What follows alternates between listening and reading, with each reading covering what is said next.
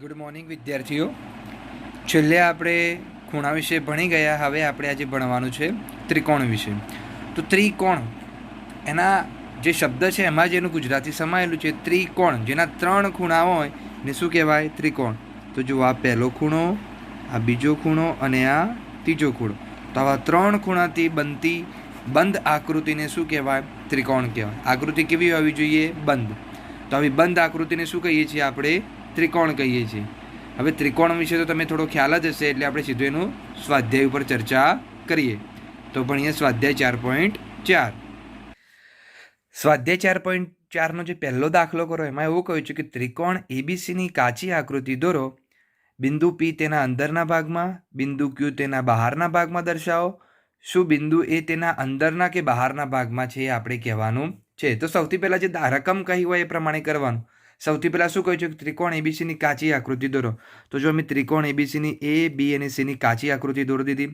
બિંદુ પી ક્યાં લખવાનું? તો અંદરના ભાગમાં. તો અંદરના ભાગમાં ત્રિકોણના અંદરના ભાગમાં તમે કોઈ બી જગ્યાએ લખી શકો છો બિંદુ પી. મેં બહારના ભાગમાં શું લખ્યું? બિંદુ ક્યુ. તો આ ત્રિકોણ દોરેલું છે એના બહારના કોઈ પણ જગ્યાએ તમે ક્યુ લખી શકો છો. હવે એ વાત રહી. હવે એને શું કહ્યું છે કે એ અંદરના ભાગે છે કે બહારના ભાગે? તો બિંદુ એ અહીંયા છે. ના એ અંદરના ભાગે છે, ના એ બહારના ભાગે છે. તો એ બિંદુ એ ક્યાં છે? તો ત્રિકોણ પર છે. કોના ઉપર છે? ત્રિકોણ પર. બિંદુ એ, બિંદુ બી અને બિંદુ સી ક્યાં છે? તો ત્રિકોણ પર છે. એટલે લખવાનું કે બિંદુ એ ત્રિકોણ પર છે, એ અંદર કે બહાર નથી. હવે દાખલા નંબર 2માં આપણને એવું કહ્યું છે કે નીચે આ દોરેલી આકૃતિ પરથી આપેલા પ્રશ્નોના જવાબ લખો. તો તમારા ચોપડીની અંદર એક આકૃતિ આપી છે જે હું ચોપડામાં દોરી દઉં છું એટલે તમને ખબર પડે. તમે જોઈ શકો છો કે આવી આકૃતિ તમારા ચોપડીની અંદર દોરેલી છે. તો આપણે એ આકૃતિના આધારે ઘણા બધા પ્રશ્નોના જવાબ આપવાના છે. સૌથી પહેલા પ્રશ્નમાં શું કહ્યું છે? કોઈ પણ 3 ત્રિકોણના નામ લખો. કોઈ પણ 3 ત્રિકોણ. તો આ જુઓ, આ એક ત્રિકોણ છે, આ બીજું ત્રિકોણ છે અને ત્રીજું મોટું આખું ત્રિકોણ છે. બરાબર સમજ્યું? આની અંદર 3 ત્રિકોણ રહેલા છે. જો પહેલું આ મોટું ત્રિકોણ, પછી બીજું આ બાજુનું ત્રિકોણ, ત્રીજું આ બાજુનું ત્રિકોણ. આવા 3 ત્રિકોણ દોરેલા છે. તો 3 ત્રિકોણના નામ લખવાના છે. સૌથી પહેલા મોટા ત્રિકોણનું નામ લખી દે. તો મોટા ત્રિકોણનું નામ શું થશે? તો એ બી સી ત્રિકોણ. તો જુઓ, મેં અહીંયા લખ્યું છે ત્રિકોણ એ બી સી. જો તમે કોઈ પણ ત્રિકોણ લખતા હોય તો આગળ નાનું ત્રિકોણ દોરવાનું, એટલે ત્રિકોણ એ બી સી થશે. આનો મતલબ શું થાય? ત્રિકોણ એ બી સી. ચલો એ રીતે બીજું આ બાજુનું લખીએ તો એ ડી બી. તો ત્રિકોણ એ ડી બી. બરાબર લખતા શીખજો. તો બીજા ત્રિકોણનું નામ થશે એ ડી અને બી. હવે ત્રીજા ત્રિકોણનું એ ડી અને સી. તો ત્રીજા ત્રિકોણનું નામ શું થઈ ગયું હતું? એ ડી અને સી. તો આ રીતે તમે ત્રિકોણના નામ લખી શકો છો. પછી શું કહ્યું કે 7 ખૂણાના નામ લખો. હવે ખૂણાના નામ લખવાનું કહ્યું તો બહુ શાંતિથી લખવાનું. ચલો, આ ખૂણો બી, આ ખૂણો સી. તમે સીધો લખી શકો ખૂણો બી અને સી. અહીંયા એ ખૂણો તમે સીધો ના લખી શકો, કારણ કે એ ખૂણાના શું થાય છે? તો ભાગ પડે છે. એ જ રીતે અહીંયા ડી ખૂણો તમે સીધો ના લખી શકો, કારણ કે ડી ખૂણાના શું પડે છે? તો ભાગ પડે છે. તો એટલા માટે જ્યારે આવું થતું હોય ત્યારે આપણે ખૂણાની રીત લખવાની બદલવી પડશે. પહેલાં બી અને સી તો લખી દીધા. ત્રીજા નંબરનું થશે બી એ સી. તો હું તમને બતાવું. જુઓ, આ બી એ સી, આ ત્રીજો ખૂણો. ચોથો ખૂણો કયો થશે? તો બી એ ડી. તો બી એ ડી. પાંચમો ખૂણો કયો થશે? સી એ ડી. તો સી એ ડી થશે. પછી છઠ્ઠો એ ડી બી. તો એ ડી બી. અને સાતમો થશે એ ડી સી. જો ફરીથી ખૂણો બી ને ખૂણો સી એ બંનેના ભાગ નથી પડતા, એટલે તમે ડાયરેક્ટ ખૂણો બી અને ખૂણો સી લખી શકો. એ અને ડી ડાયરેક્ટ લખાતા નથી, એને રીત લખવાની બદલવી પડે છે. જો આ ત્રાસુ એલ જેવું કેમ લખવાનું? કારણ કે ખૂણાનું ચિહ્ન છે. અહીંયા ત્રિકોણનું ચિહ્ન છે, આ ખૂણાનું ચિહ્ન છે. આ બધા ચિહ્નો તમે લખતા શીખજો, કારણ કે આ ચિહ્નો બહુ જ કામના છે. તમે જેમ જેમ આગળ ભણશો ત્યારે આ ચિહ્નોને આધારે જ દાખલા આવશે. એ ચિહ્ન ઓળખતા શીખી લેજો. આવું એલ જેવું હોય તો ખૂણો, આવું આગળ ત્રિકોણ દોર્યું હોય તો ત્રિકોણ. બરાબર? ચલો આગળ. સૌથી પહેલાં ખૂણો બી અને ખૂણો સી લખ્યા. પછી કયા થશે? તો બી એ સી, પછી બી એ ડી, પછી સી એ ડી, પછી એ ડી બી, પછી એ ડી અને સી. આ રીતે આપણે 7 ખૂણાના નામ લખી શકીએ. પછી 6 રેખાખંડના નામ લખવાના છે.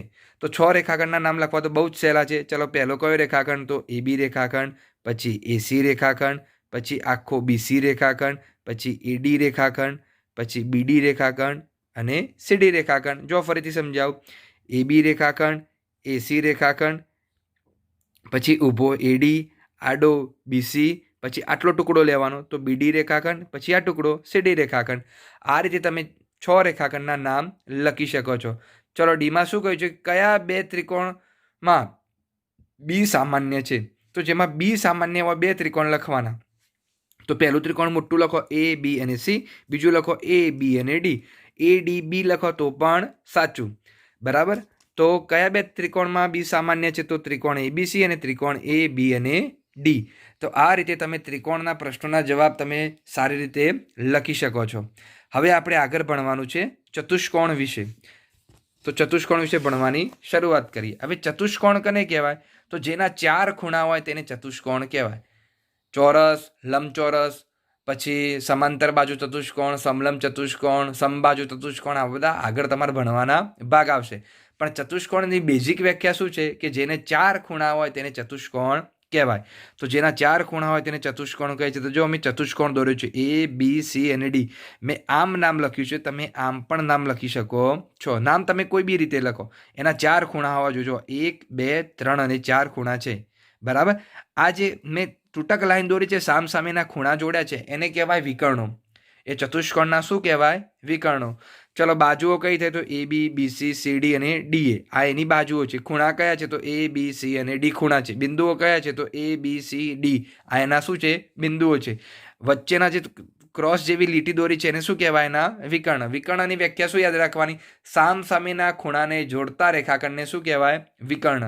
સામસામેના ખૂણાને જોડે એને શું કહેવાય? વિકર્ણ. તો જો એ અને સી જોડ્યા છે, બી અને ડી જોડ્યા છે, વચ્ચે જ્યાં ભેગા થાય છે ત્યાં બિંદુ ઓ નામ આપ્યું છે.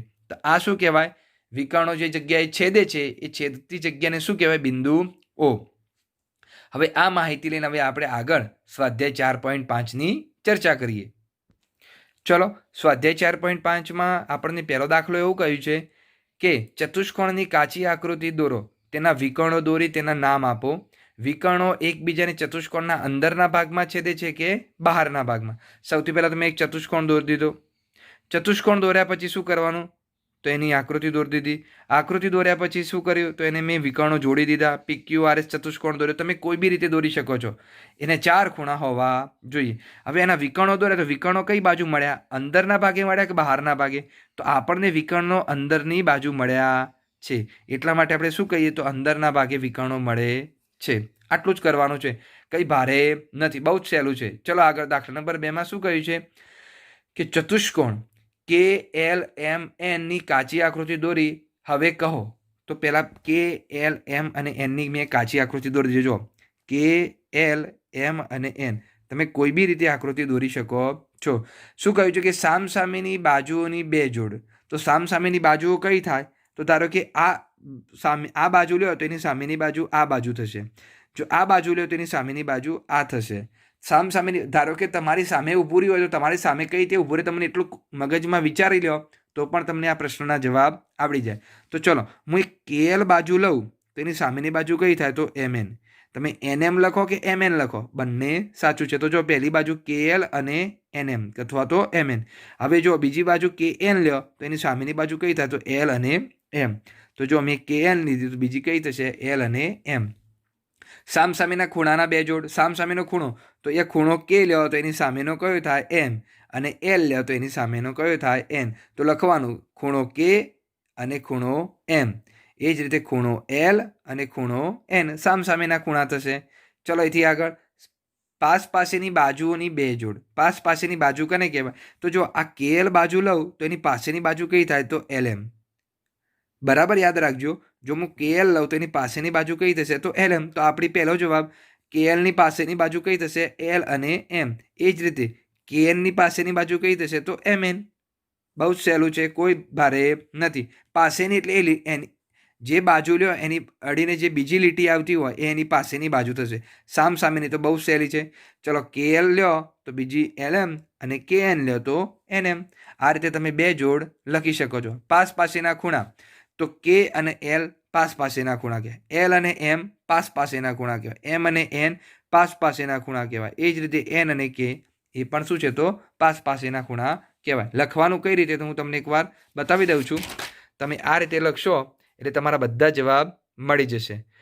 બરાબર. હું થોડી વાર વિડીયો સ્ટાર્ટ રાખું છું એટલે તમે જવાબમાં તમને કોઈ કન્ફ્યુઝન થાય નહીં. બરાબર. હવે આપણે એના આગળ આપણે ભણવાનું છે વર્તુળ વિશે. તો વર્તુળ એટલે શું? તો વર્તુળ એટલે ગોળાકાર આકૃતિ, ગોળાકાર રચના, જેને આપણે શું કહીએ છીએ? વર્તુળ કહીએ છીએ. ચલો હવે આપણે અહીંયા મેં એક વર્તુળની આકૃતિ દોરી છે. એમાં ઘણા બધા મેં ભાગના નામ બતાવ્યા છે. એ ભાગને તમે ઓળખતા શીખવું પડશે.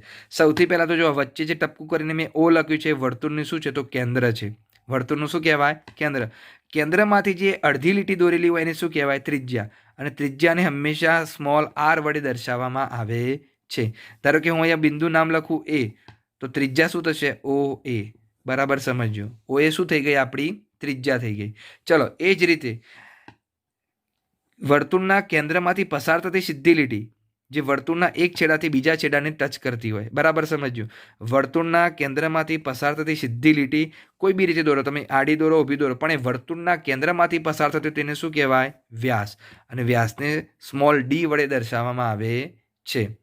બરાબર સમજ્યો? વ્યાસને શેના વડે દર્શાવવામાં આવે છે? તો ડી વડે દર્શાવવામાં આવે છે. હવે આ કેન્દ્ર વગર જો વર્તુળના કોઈ પણ બે ભાગને લીટી અડતી હોય તેને શું કહેવાય? જીવા કહેવાય. શું કહેવાય? જીવા. તો બરાબર સમજજો, વ્યાસ અને જીવામાં ફરક કેટલો છે? જો કેન્દ્રમાંથી પસાર થાય તો વ્યાસ, અને કેન્દ્ર વગર પસાર થાય તો જીવા. આ બહુ જ યાદ રાખજો, કારણ કે આ કામનું છે. ચલો ત્રિજ્યામાં શું કહે છે? જો વર્તુળના કેન્દ્રથી વર્તુળ સુધીના અંતરને ત્રિજ્યા કહે છે, જેને આર વડે દર્શાવાય છે, સ્મોલ આર વડે. વ્યાસને શું કહેવાય? તો વર્તુળના કેન્દ્રમાંથી પસાર થતા રેખાખંડને વ્યાસ કહે છે, જેને ડી વડે દર્શાવાય છે. એ જ રીતે જીવામાં શું છે? તો વર્તુળના કેન્દ્ર સિવાય પસાર થતા રેખાખંડને શું કહેવાય? જીવા. તો આ આપણે 3 ભાગો વિશે ભણ્યા. કેન્દ્રમાંથી અડધી લીટી તો ત્રિજ્યા, આખી લીટી તો વ્યાસ, અને કેન્દ્ર વગર તમે કોઈ બી જગ્યાએ લીટી દોરો તેને શું કહેવાય? જીવા કહેવાય. હવે આપણે ભણવાનું છે વૃતાંશ અને વૃત્તખંડ. આ યાદ રાખજો, બંને શબ્દો થોડા સરખા જેવા છે, એટલા માટે વૃતાંશ કને કહેવાય ને વૃત્તખંડ કને કહેવાય. જો આવું ત્રિકોણ જેવી રચના થતી હોય, ત્રિકોણ ટાઈપ, આ ચાપ કહેવાય. આટલો ભાગ શું કહેવાય? ચાપ. તમે વર્તુળનો ધારો કે આટલો ટુકડો લો તો એને શું કહેવાય? ચાપ કહેવાય. શું કહેવાય? ચાપ. બરાબર સમજી લેજો. ધારો કે મેં અહીંયા આટલો ભાગ લીધો, આ ભાગ થોડો હું ઘાટો કરું છું એટલે તમને ખબર પડે. આ જે વર્તુળ પરનો ઘાટો ભાગ જે ખરો એને આપણે શું કહીશું? તો ચાપ કહીશું. એ વર્તુળ ઉપર શું કરી કહેવાય? આપણે ચાપ મારી કહેવાય. બરાબર. આ ઘાટો ભાગ એટલા માટે કરું છું કે તમને ખબર પડે, રિયલમાં એટલો ઘાટો હોતો નથી. ચલો આવી ત્રિકોણ જેવી તમને કોઈ પણ વર્તુળમાં રચના દેખાય તો એને શું કહેવાય? તો વૃતાંશ કહેવાય.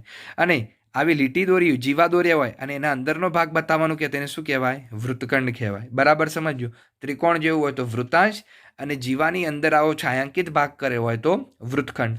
અને આવી કોઈ ઘાટી લીટી વર્તુળ પર દોરેલી હોય તેને શું કહેવાય? તો ચાપ કહેવાય. તો આવી જ માહિતીને આધારે આપણે આ ચેપ્ટરનું છેલ્લું સ્વાધ્યાય 4.6 ને ભણવાની શરૂઆત કરીએ. ચલો સૌથી પહેલાં એક આકૃતિ આપી છે, હું જરા નોટબુકમાં દોરી દઉં એટલે તમને કોઈ તકલીફ પડે નહીં. ચલો હવે આ આકૃતિના આધારે આપણે ઘણા બધા પ્રશ્નોના જવાબ આપવાના છે. સૌથી પહેલા પ્રશ્ન એ કહ્યું છે કે બાજુમાં આપેલી આકૃતિના આધારે કહો કે વર્તુળનું કેન્દ્ર. તો વર્તુળનું કેન્દ્ર ક્યાં હોય? વચ્ચોવચ હોય. તો વચ્ચે જે નામ આપ્યું છે શું છે? તો ઓ. તો પહેલાનો જવાબ શું આવશે? તો ઓ. તો વર્તુળનું કેન્દ્ર કેટલું થાય? ઓ થાય. ચલો 3 ત્રિજ્યાઓ કઈ છે? તો 3 ત્રિજ્યાઓ શું કરવાની? અડધી અડધી લીટી આપણે જોઈ લેવાની. કેન્દ્રથી અડધી લીટી કઈ દોરી છે? તો કેન્દ્રથી આમ જોવા જઈએ તો આપણે આ આખો વ્યાસ દોરેલો છે, પણ વ્યાસના હું 2 ટુકડા કરું તો એ શું થઈ જશે? ત્રિજ્યા. તો જુઓ, પહેલી ત્રિજ્યા કઈ થશે? તો ઓ એ, બીજી ત્રિજ્યા ઓ બી, અને ત્રીજી ત્રિજ્યા ઓ સી. બરાબર સમજ્યો? કેન્દ્રથી અડધી લીટી લે ઓ એ, કેન્દ્રથી બીજી અડધી લીટી લે ઓ બી, અને કેન્દ્રથી અડધી લીટી લે ઓ સી. તો ઓ એ, ઓ બી અને ઓ સી આ 3 શું થઈ જાય? વર્તુળની ત્રિજ્યાઓ થઈ. પછી ત્રીજામાં આપણને એવું કે છે વર્તુળનો વ્યાસ. તો વર્તુળનો વ્યાસ હંમેશા ક્યાંથી પસાર થાય? કેન્દ્રમાંથી. તો કેન્દ્રમાંથી આ પસાર થતી સીધી લીટીને શું કહેવાય? વર્તુળનો વ્યાસ. તો એ અને સી એ શું થશે? વર્તુળનો વ્યાસ. તો મેં શું લખ્યું ત્રીજામાં? એસી રેખાખંડ શું થશે? વર્તુળનો વ્યાસ. ચોથું કહ્યું છે ડી જીવા. તો જીવા કને કહેવાય? તો જુઓ, કેન્દ્ર વગર પસાર થતી સીધી લીટી, તો આટલી આ સીધી લીટી છે જેને શું કહેવાય? આપણે જીવા કહીશું. તો ઈ અને ડી. તો ઈડી આપણી શું થઈ ગઈ? જીવા. જો તમે એસીને જીવા પણ કહી શકો છો. એ વર્તુળની સૌથી મોટી જીવા છે. તમને કદાચ એવો પ્રશ્ન પૂછે કે વર્તુળની સૌથી મોટી જીવા કોને કહેવાય, તો વ્યાસને.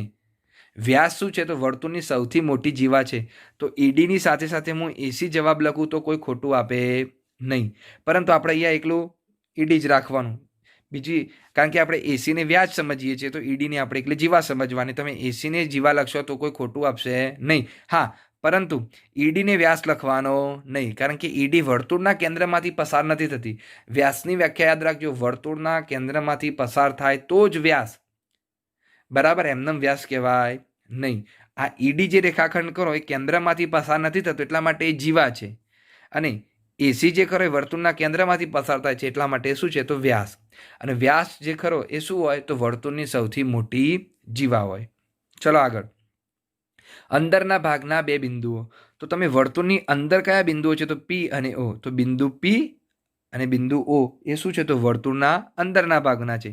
ચલો, બહારના ભાગનું બિંદુ કયું છે, તો વર્તુળની બહારની બાજુ બિંદુ ક્યુ એક જ છે. તો બિંદુ ક્યુ શું થશે, વર્તુળની બહારના ભાગનું. ચલો, વૃતાંશ લખો. તો વૃતાંશમાં મેં શું કહ્યું છું, તમારે ત્રિકોણ યાદ રાખવાનું. તો જો અહીંયા ત્રિકોણ જેવી રચના થાય છે, તેનું નામ શું છે, તો ઓ, એ અને બી. તો ઓ, એ અને બી શું થશે, આપણા વૃતાંશ. તો મેં જેવો લખ્યું છે ઓ, એ, બી શું થશે, વૃતાંશ. અને વૃત્તખંડ, તો જુઓ મેં તમને કહ્યું હતું કે લીટી દોરી હોય ને એનો ભાગ જો છાંયાંકિત કર્યો હોય તો આને શું કહેવાય, તો વૃત્તખંડ. તો મેં લખ્યું છે જો ઈડીનો ભાગ, ઈડીનો જે આ છાંયાંકિત વાળો ભાગ ખરો એને શું કહેવાય, વૃત્તખંડ કહેવાય. અને આને શું કહેવાય, વૃતાંશ કહેવાય. તો પરીક્ષામાં પ્રશ્ન પૂછાય તો તમને ખબર પડવી જોઈએ કે વૃતાંશ કોને કહેવાય અને વૃત્તખંડ કોને કહેવાય. ત્રિકોણ જેવી રચના હોય તો વૃતાંશ, ત્રિકોણ વગરની રચના હોય તો વૃત્તખંડ. ચલો હવે દાખલા નંબર 2. ચલો, શું કહ્યું છે કે શું દરેક વ્યાસ એ વર્તુળની જીવા છે? તો હા, દરેક વ્યાસ જે કરે વર્તુળની શું કહેવાય, તો જીવા કહેવાય. મેં હમણાં જ તમને ચર્ચા કરી. શું દરેક જીવા એ વર્તુળનો વ્યાસ છે? તો ના, કારણ કે દરેક જીવા વર્તુળના કેન્દ્રમાંથી પસાર થતી નથી. બરાબર સમજ્યું? કોઈ પણ જે ખરી જીવા એ વર્તુળના કેન્દ્રમાંથી પસાર થતી હોય તો જ એને વ્યાસ કહેવાય, એમનેમ કહેવાય નહીં. તો તમારું કન્ફ્યુઝન દૂર થઈ ગયું છે. હવે આગળ દાખલા નંબર 3માં આપણને એવું કહ્યું છે કે વર્તુળ દોરીને દર્શાવો તેનું કેન્દ્ર. તો સૌથી પહેલાં મેં એનું કેન્દ્ર બતાવી દીધું છે, કેન્દ્ર ઓ. પછી શું કહ્યું છે, ત્રિજ્યા. તો ત્રિજ્યા તમે અહીંયાથી અડધી ગમે તે દોરી શકો. તો એનું નામ આપી દો અહીંયા એ. અહીંયા જે બિંદુ ટચ થાય છે એનું નામ શું આપ્યું, એ. તો ઓ એ આપણી શું થઈ જાય, ત્રિજ્યા થઈ જાય. ચલો, એનો વ્યાસ. તો મારે વ્યાસ દોરવો હોય તો ત્રિજ્યાની સીધે સીધી બીજી લીટી વધારે દોર દો, એટલે શું થઈ જશે, વ્યાસ, જેનું નામ આપી દઈશ બી. બરાબર સમજ્યું? આ ઓ એ ત્રિજ્યા છે, એ બી શું છે, આખી તો વ્યાસ છે, જે વર્તુળના કેન્દ્રમાંથી પસાર થાય છે. ચલો અહીંથી આગળ. ડીમાં છે વૃતાંશ. તો વૃતાંશ માટે મારે ત્રિકોણ દોરવું પડશે. તો ધારો કે હું અહીંયાથી આમ દોર દઉં અને અહીંયા નામ આપી દઉં સી. તો આ જે ભાગ ઘેરાયો એ શું થશે, આપણો વૃતાંશ. આ શું થઈ ગયું, આપણું વૃતાંશ. બરાબર, એ આપણું શું થઈ જશે, વૃતાંશ થઈ જશે. પછી વૃત્તખંડ. તો ધારો કે મારે એક પહેલાં જીવા દોરવી પડશે, નાની. આ જીવા દોરી, જેનું નામ આપીશું ઈ અને અહીંયા આપી દઉં ડી. બરાબર, તો આ જે છાયાંકિત ભાગ કરું છું એ આપણો શું થઈ જશે ભાઈ, તો વૃત્તખંડ. શું થઈ જશે, વૃત્તખંડ થઈ જશે. પછી આગળ એફમાં કે અંદરના ભાગનો બિંદુ. તો અંદરના ભાગનો બિંદુ ઓ છે. તમારે લખવું હોય તો બીજું લખી શકો, પી. બીજું કોઈ લખવું હોય તો લખી શકાય, પણ ના લખવું હોય તો પણ ચાલે. બહારના ભાગનો બિંદુ, તો બહાર કોઈ બી જગ્યાએ ક્યુ લખી દો, પછી અહીંયા આર લખી દો, અહીંયા એફ લખી દો. તમારે જે લખવું હોય લખી શકાય. ચલો આગળ. ચાપ. એચમાં શું કહ્યું છે, ચાપ. તો મેં તમને કહ્યું હતું કે આટલો નાનકડો ટુકડો અહીંયા દૂર દેવાનો, આ રીતે ગાંઠો કરીને. તો આપણી શું થઈ જઈ, ચાપ. તો આ રીતે તમે વર્તુળના અલગ અલગ ભાગ બતાવી શકો છો. સૌથી પહેલાં જો તેનું કેન્દ્ર બતાવ્યું ઓ, પછી ત્રિજ્યા, તો ઓ એ જેટલી ત્રિજ્યા, પછી ત્રિજ્યાને હું લાંબી કરી દઉં તો એ શું થઈ જશે, આખો વ્યાસ થઈ જશે. એટલે ઓ બી આખો એ બી જે ખરો એ આપણો શું થઈ ગયો, વ્યાસ થઈ ગયો. પછી વૃતાંશ. તો ત્રિકોણ જેવો ભાગ બતાવો તો વૃતાંશ. ત્રિકોણ વગરનો જે છાયાંકિત ભાગ બતાવો તો એ જીવાના આધારે બતાવો, એ વૃત્તખંડ. પછી અંદરના ભાગનું બિંદુ ઓ, પી. તમે બીજું કોઈ પણ લખી શકો છો, ઝેડ, એન, એમ, જેટલા પણ લખવા એટલા લખી શકાય. પછી બહારના ભાગનું બિંદુ તો એફ, આર, ક્યુ. મેં ઘણા બધા બતાવ્યા છે, આપણે એક જ બતાવવાનું. પછી ચાપ કયો, તો ચાપને મેં કીધું હતું તમને વર્તુળના ઉપર નાનકડી લીટી દોરો એને શું કહેવાય, તો ચાપ કહેવાય. તો આ રીતે આપણે આ દાખલો અહીંયા પૂરો કરીએ. હવે આગળ ખરા છે કે ખોટા તે કહો. દાખલા નંબર 4માં આપણને શું પૂછ્યું છે? ખરા છે કે ખોટા. વર્તુળના બે વ્યાસ હંમેશા છેદે છે. તો બે વ્યાસ હંમેશા છેદે જ ભાઈ, કારણ કે બંને વ્યાસ ક્યાંથી પસાર થતા હોય? વર્તુળના કેન્દ્રમાંથી. તો વર્તુળના કેન્દ્રમાંથી બંને પસાર થતા હોય તો કેન્દ્રમાં બંને વ્યાસ શું થવાના છે? છેદવાના જ છે. એટલા માટે વિધાન કેવું છે? તો સાચું છે. વર્તુળના કેન્દ્ર હંમેશા વર્તુળના અંદરના ભાગમાં જ હોય. હા ભાઈ, એટલા માટે તેને વર્તુળનું કેન્દ્ર કહેવાય છે. વર્તુળનું કેન્દ્ર હંમેશા ક્યાં હોય? અંદરના ભાગે જ હોય. ચલો એક ઉદાહરણ સમજાવું. ધારો કે વર્તુળનું કેન્દ્ર, ધારો કે હું બીજો વ્યાસ દોરું છું જે વર્તુળના કેન્દ્રમાંથી પસાર થાય છે. ચલો ત્રીજો વ્યાસ દોરું, એ પણ વર્તુળના કેન્દ્ર. તો બધા વ્યાસ ક્યાં થશે? કેન્દ્રમાં ભેગા થશે. ચોથો વ્યાસ દોરું તો એ પણ ક્યાં ભેગો થશે? વર્તુળના કેન્દ્રમાં. એટલા માટે બધા વ્યાસ એકબીજાને શું કરે? છેદે. દરેક જીવા એકબીજાને છેદે એવું જરૂરી નથી. બરાબર.